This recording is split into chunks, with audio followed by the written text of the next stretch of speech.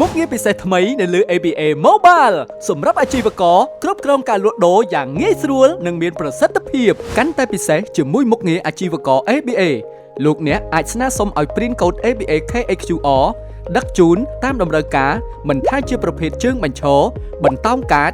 ឬ sticker ដោយឥតគិតថ្លៃគ្រាន់តែចូលទៅ ABA Mobile ចុចបើកមុខងារអាជីវករ ABA យល់ព្រមលក្ខខណ្ឌហើយចុចបើកដំណើរការឥឡូវនេះបន្ទាប់មកជ្រើសរើសគណនីសម្រាប់ទទួលប្រាក់ពេលបង្កើតហាងចុចបន្ទាប់រួចបំពេញព័ត៌មានរបស់ហាងដូចជាឈ្មោះជ្រើសរើសប្រភេទអាជីវកម្មនិងទីតាំងហើយចុចរួចរាល់បន្ទាប់ពីចុះឈ្មោះរួចលោកអ្នកអាចចុចស្នើកូដ QR រួចជ្រើសរើសប្រភេទនិងចំនួន ABA KHQR ដែលអ្នកត្រូវការហើយជ្រើសរើសសាខានិងទីតាំងដឹកជញ្ជូន